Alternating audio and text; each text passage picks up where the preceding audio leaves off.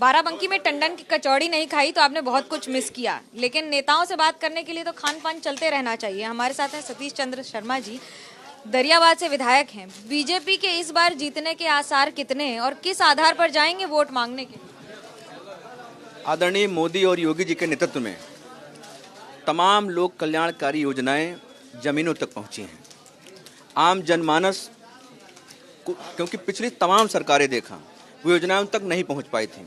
आज वो विश्वास है मोदी पर, योगी पर और उनकी योजनाओं पर, और मुझे लगता है कि एक बड़े बहुमत से आने वाले समय में 2022 में हम लोग जीतने जा रहे हैं। बहुमत की बात कर रहे हैं, यही बात तो अखिलेश यादव कह रहे हैं। वो कह रहे हैं हमें बहुमत मिलेगा, हम पूरी तरह तैयार है, विपक्ष की राजनीति आगे बढ़ेगी, सत्ता में आएंगे। 2017 में भी यही कह रहे थे, 2019 में भी उन्होंने यही कहा था, लेकिन जनता उनके साथ नहीं है।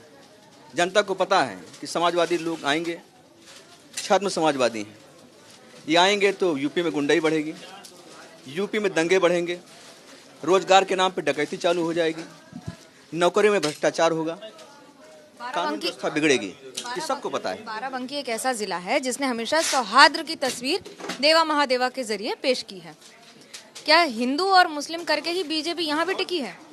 नहीं, बीजेपी ने तो हमेशा सबका साथ सबका विकास का नारा दिया। हमारी जो भी योजनाएं हैं, हिंदू भी पहुंचा है, मुस्लिम भी पहुंचा है। कोई मुस्लिम भाई ये नहीं कह सकता कि हमारी योजनाएं उन तक नहीं गई। हमने उनके साथ कहीं पर कोई भेदभाव नहीं किया है। बाराबंकी जिले में जब समाजवादी पार्टी की सरकार थी तो देवा में तो बिजली मिलती थी, महादेव में बिजली नहीं मिलती थी।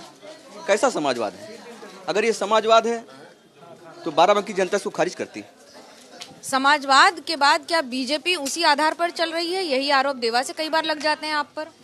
बीजेपी तो गांव में 18 घंटे बिजली दे रही है, 24 घंटे बिजली हम देवा को भी दे रहे हैं तो महादेवा को भी दे रहे हैं। हमारे साथ भेदभाव का तो कोई प्रश्न ही नहीं। वो 3 बातें जिसको लेकर आप इस बार जनता में जाएंगे वोट मांगने के लिए।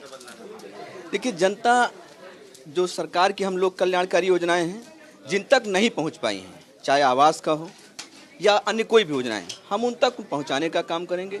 इसके साथ साथ तमाम ऐसे भी काम है विकास के, चाहे कई जगह हमने काम किया है, 4 लेन की सड़कें दिया है, 2 लेन की सड़कें दिया है, 4 पुल दिया है, स्टेडियम दिया है, टाउन एरिया दिया है, बस अड्डा दिया है, लेकिन उसके बाद भी कुछ काम बाकी रह गए हैं।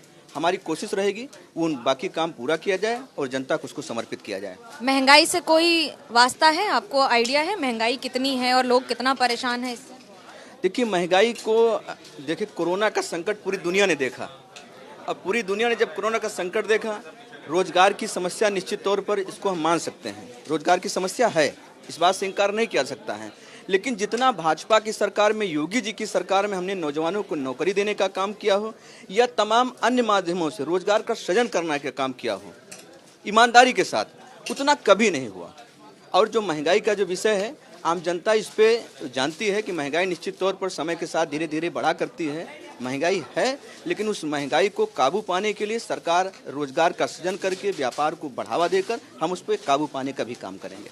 काबू पाने का भी काम कर रहे हैं और वोटर को ये विश्वास दिलाने का भी कि अब की बार किसकी सरकार होगी। कैमरा पर्सन सूरज पांडे और सतीश के साथ मनोज्ञा लोईवाल, बाराबंकी, एबीपी न्यूज।